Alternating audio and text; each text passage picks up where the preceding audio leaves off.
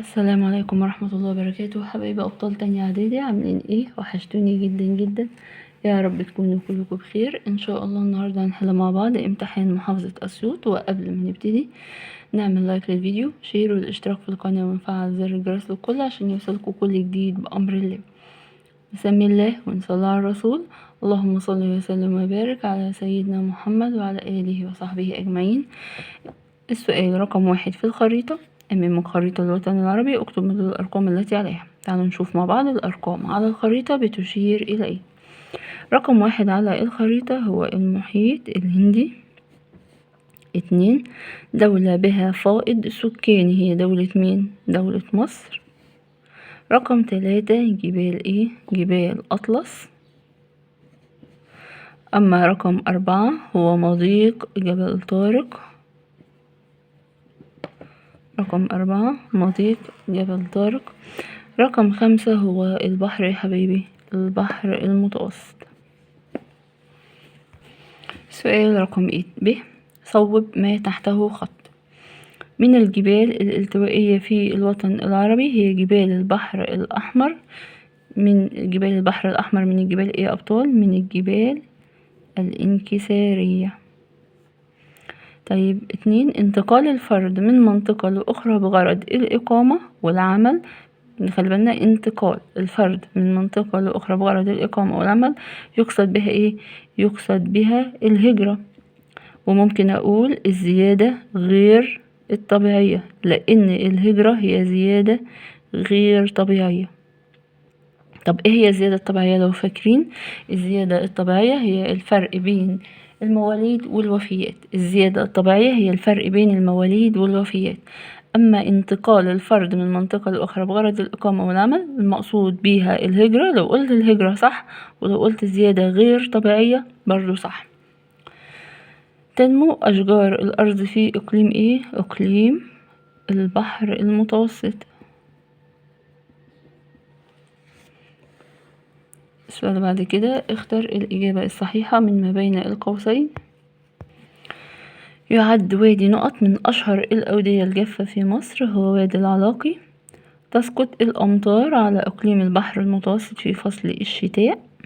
تقع هضبة حضرموت في نقط شبه الجزيرة العربية، جنوب شبه الجزيرة العربية.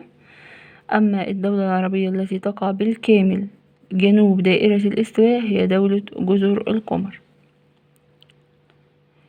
بما تفسر: يفضل سكان اليمن ولبنان سكن الجبال. هقول ايه؟ لاعتدال مناخها. ليه حبايبي؟ لاعتدال مناخها. يقل أو يفضل سكان اليمن ولبنان سكن الجبال بسبب اعتدال مناخها. الأهمية الاقتصادية لأشجار الصمت، لأنه يستخرج منها الصمغ العربي. اكتب المصطلح الجغرافي الذي تشير إليه كل عبارة من ما يأتي. الموقع بالنسبة لخطوط الطول ودوائر العرض، أول ما يذكر خطوط طول ودوائر عرض يبقى على طول هو الموقع الفلكي.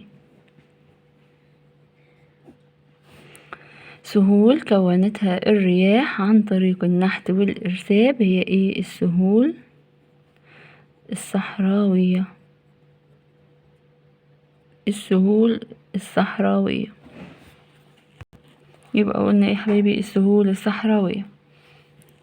ثانيا التاريخ. اكمل العبارات الآتية بكلمة مناسبة من ما بين القوسين. مديني بين قوسين هنا الكلمات اللي هختار منهم. احتلت دولة ايه بعض البلاد قبل الإسلام مثل مصر والشام؟ دولة الروم. الركن الأول من أركان بناء الدولة الإسلامية هو بناء المسجد. انتصر المسلمون على الروم في موقعة اليرموك، كانت بقيادة مين؟ خالد ابن الوليد. قائد معركة نهاوند التي أنهت دولة الفرس هو القائد مين؟ النعمان ابن مقرن. النعمان ابن مقرن. نقل علي بن أبي طالب مقر الدولة الإسلامية من المدينة إلى مين؟ إلى الكوفة.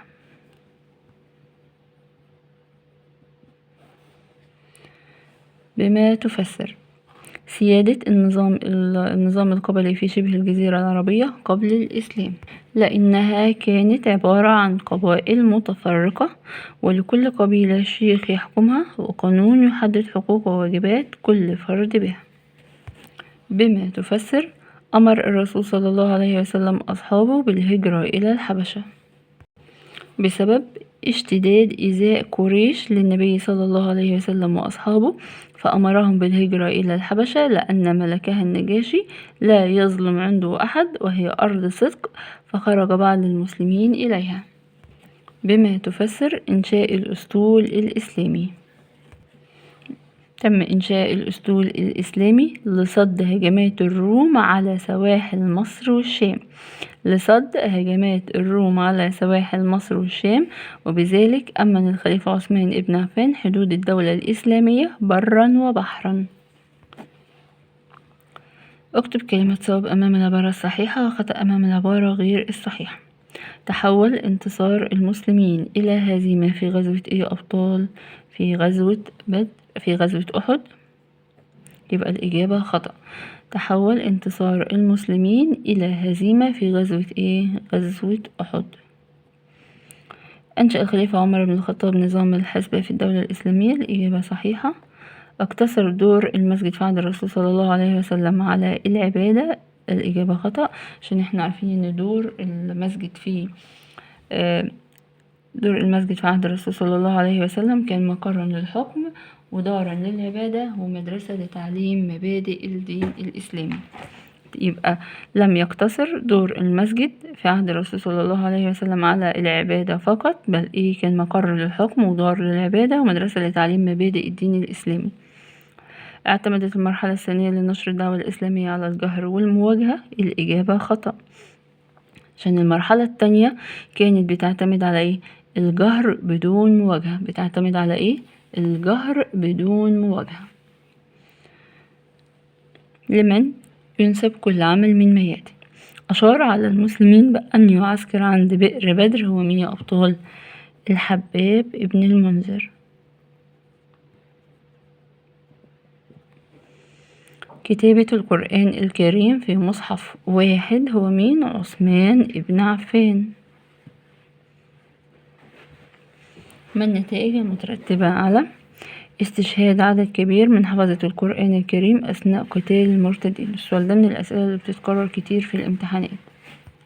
ترتب على ذلك أن أشار عمر بن الخطاب على الخليفة أبي بكر الصديق بجمع القرآن الكريم، فأمر أبو بكر أحد الصحابة وهو زيد بن ثابت أحد كتاب الوحي بجمع القرآن ممن يحفظه، وتم وضعه في صحائف.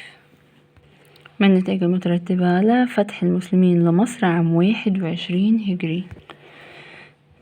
ترتب على ذلك جلاء القوات الرومانية من الإسكندرية عام 21 هجري، وبذلك أصبحت مصر ولاية إسلامية. وبكده حبايبي نكون انتهينا من حل أسئلتنا النهاردة. أتمنى يا رب إن الفيديو يكون دخل عليكم بالفهم والنفع والسهولة واليسر، وأتمنى لكم مزيدا من النجاح والتفوق والفلاح. ولو استفدت من الفيديو اضغط لايك وشير والاشتراك في القناة وفعل زر الجرس للكل عشان يوصلكم كل جديد بأمر الله، وألقاكم في فيديو آخر، والسلام عليكم ورحمة الله وبركاته.